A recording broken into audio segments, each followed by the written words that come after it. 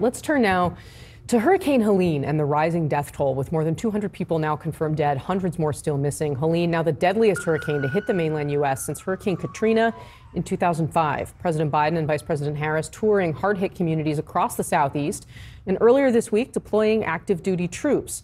Donald Trump preparing to make his second visit to Georgia today and claiming without evidence that the Biden administration is withholding aid from states including Georgia and North Carolina. They stole the FEMA money just like they stole it from a bank so they could give it to their illegal immigrants that they want to have vote for them this season. You know, they're trying to get them on the voters' roll. We cannot let that happen. The White House pushing back against those allegations, releasing a statement that says this, quote, "This is false. The Disaster Relief Fund is specifically appropriated by Congress to prepare for, respond to, recover from, and mitigate impacts of natural disasters. It is completely separate from other grant programs administered by FEMA for DHS." Our panel is back here. Now, this is clearly... Yo, what's poppin', RIC MIL family? Shout out to everybody that's joining in. The love and the support has been amazing. Today, we're catching up as to what's going on with the hurricane, currently in the hurricane area. So we're going to be impacted by Helene and the upcoming hurricane that's coming here on Tuesday.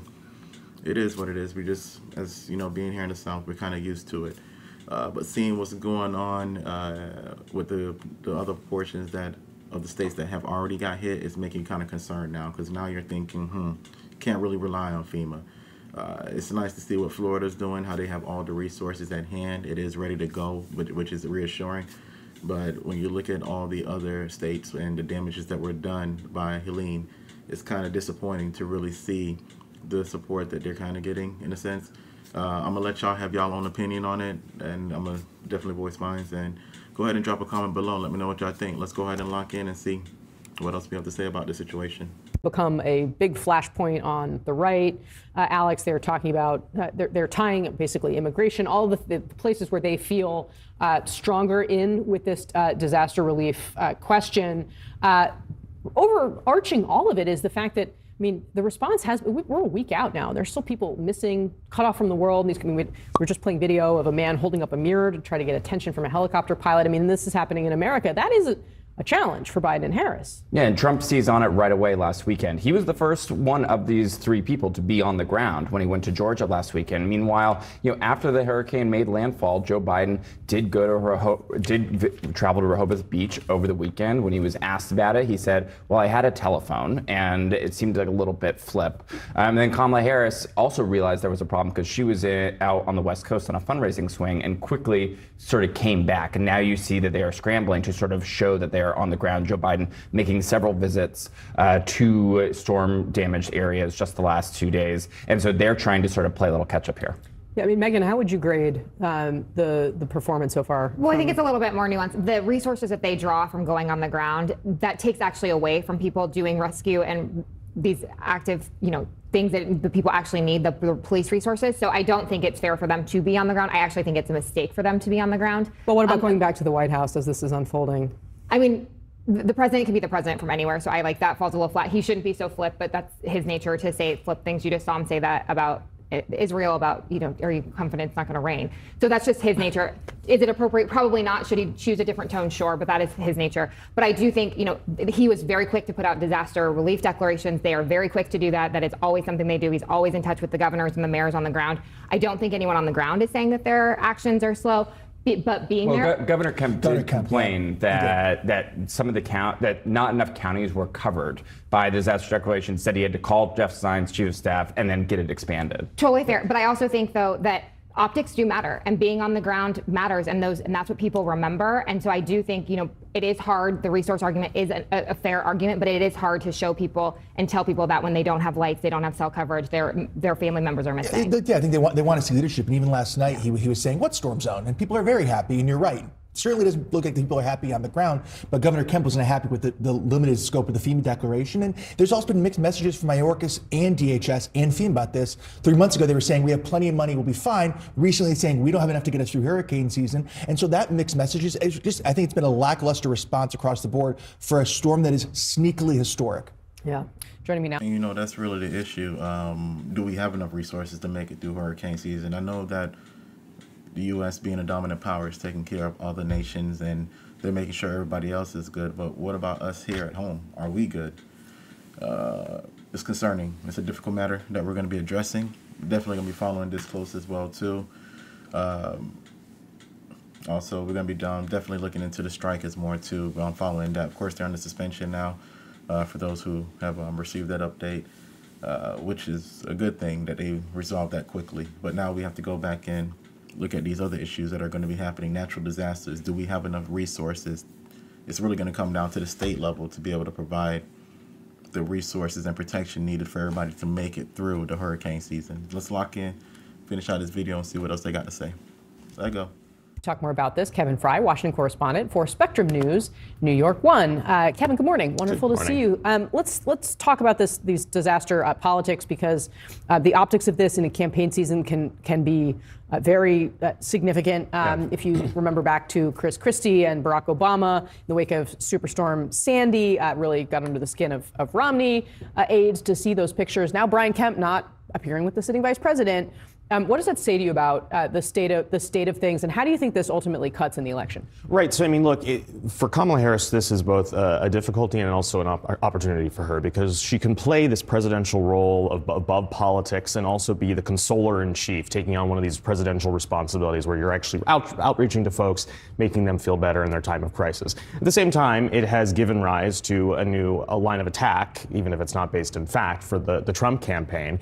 And Trump is able to appear with Brian Kemp, with other folks, to show that he is making inroads with parts of the party that, quite frankly, were quite critical of him just within the last few years. Yeah. The central challenge here, too, I mean, as this response goes on, there potentially is some risk, I think, for Democrats in... there are a lot of questions about all of the people that are still missing in the mountains of North Carolina. How much of a challenge is that potentially for Harris, considering she is the sitting vice president? Right, and I believe it is now the second deadliest hurricane incident since Hurricane Katrina. Correct me if I'm wrong there. And we all remember the devastating impact that had on George Bush's legacy and the immediate aftermath of that, in terms of people questioning his ability to lead through such a crisis. As we continue to see these communities that are cut off in North Carolina and other parts of the country, particularly in these key battleground states, let's not forget that, that could pose all sorts of difficulties for her as she tries to, outreach to these Sun Belt. President Trump held his own rally in Michigan yesterday, where he spread another baseless conspiracy theory about hurricane relief funds. Listen to this. They stole the FEMA money just like they stole it from a bank so they could give it to their illegal immigrants that they want to have vote for them this season.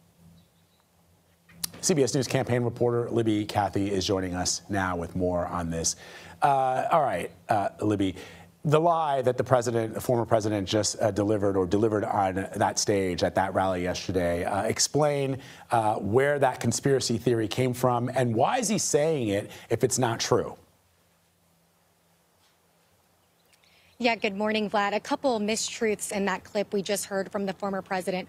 One, non-citizens cannot vote in U.S. elections. Secondly, money is not being stolen from FEMA. And actually, the agency has had to put up a website called Rumor Response Hurricane Helen to combat some of this misinformation that is circulating while first responders are on the ground trying to recover from this hurricane. So Trump yesterday, you heard that clip saying that money is being stolen from FEMA, from migrants. Where we think this originates is there is another program under Homeland Security, just like FEMA is, and it is called the Shelter and Services Program that provides funds and to support to non-citizens awaiting their court proceedings. But this is totally separate from FEMA.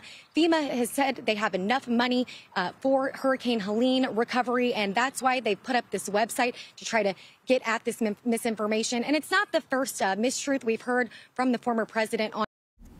Wait a minute. So they're saying that we do?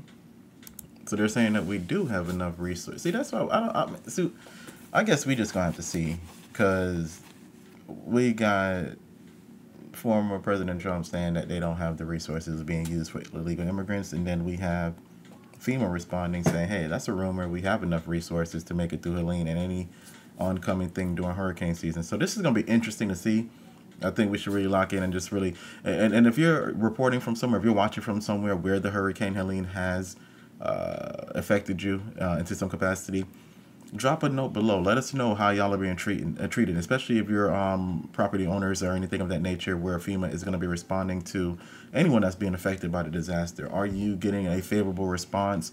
Do you like how the situation is being handled? Drop a comment below. Give me your thoughts, man. Let me know what y'all think on that. Let's lock in. On Hurricane Helene response in particular, he also has repeated the claim that red areas, that Trump areas, are not getting the same support that blue areas are. There is no evidence to support that claim, Vlad, as FEMA is trying to, on the ground, combat this misinformation in real time. And you're doing it as well with your incredible reporting, Libby. Thank you very much for that. Let's talk about billionaire Elon Musk, who's saying now that he's going to be in attendance for the former president's rally in Butler, Pennsylvania tomorrow. We also. All right, so it seemed like that's just about it, guys, man. We're going to go ahead and see like they are wrapping up about Helene there and the FEMA funds. So this has been pretty interesting, man. Not going to cap. It's been pretty interesting. We're going to lock in, see how everything's been going. Shout out to everybody that's been showing love, watching the videos all the way through, showing love and support. All the commenting, the community that's growing has been amazing. If you're here first and you're part of the early RIC MIL family, much love and appreciation. Thank you for the support and the appreciation.